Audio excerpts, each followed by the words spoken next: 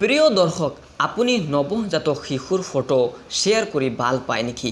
যদি পায় তেন্তে এই ভিডিঅ' আপোনাৰ বাবে।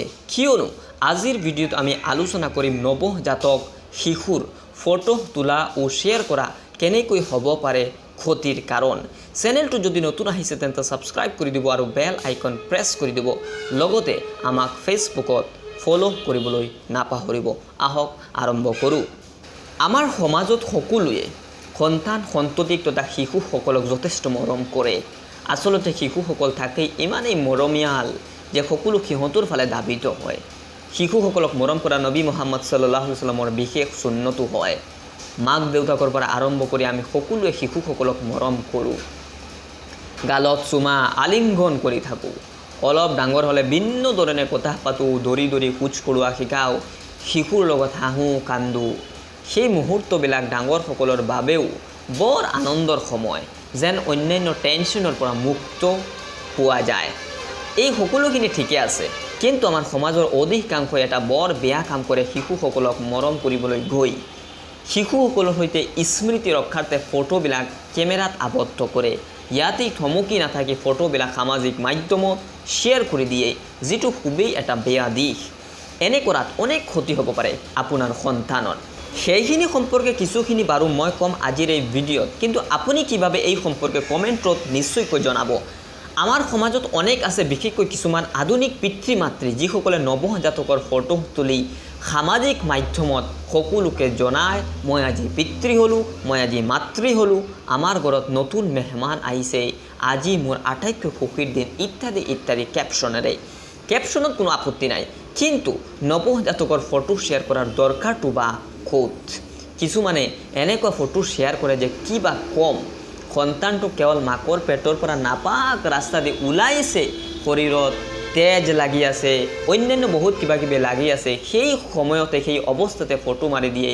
এইটো এটা চৰম নিন্দনীয় কাম, গৰ্হিত এটা কাম। আপুনি চিন্তা কৰক, এনেকুৱা এখন ফটো সামাজিক মাধ্যমত বিয়পাই দি সেই ধৰণৰ মানুহে কি বুজাব বিচাৰে? মোৰ কিন্তু জ্ঞানে নধৰে। আপোনালোকে কমেণ্টত নিশ্চয়কৈ জনাবচোন আপোনালোকে কিবা বুজে। তেনে সদ্য জন্ম শিশু বা অলপ আগত জন্ম হৈছে বুলি ধৰিব পৰা নৱজাতকৰ ফটো যে শ্বেয়াৰ কৰা হয়, সেইবিলাকৰ আকৌ বেছিভাগে শিক্ষিত আধুনিক নজৱান পিতৃ মাতৃ। শিশুজনে জন্মৰ পিছত আজানৰ শব্দ শুনিব লাগিছিল, কিন্তু আমি কি দি আছোঁ?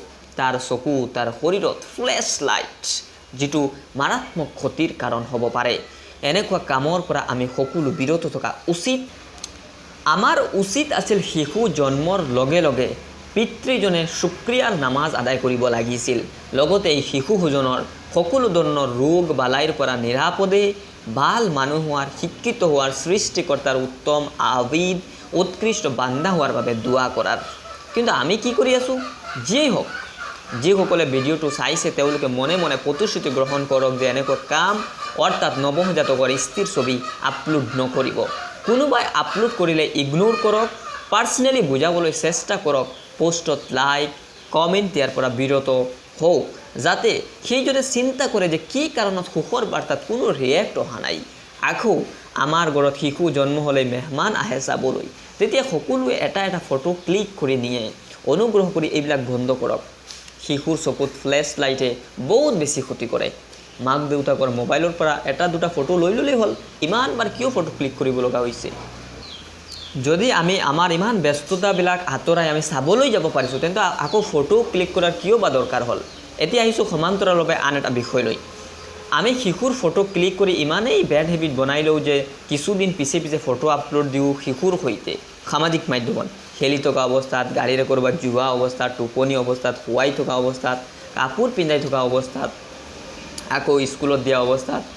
এই স্থিৰ ছবিবিলাক আমি সামাজিক মাধ্যমত প্ৰচাৰ কৰাত বিপদৰ কিন্তু বহুত বেছি আগজাননী হ'ব পাৰে।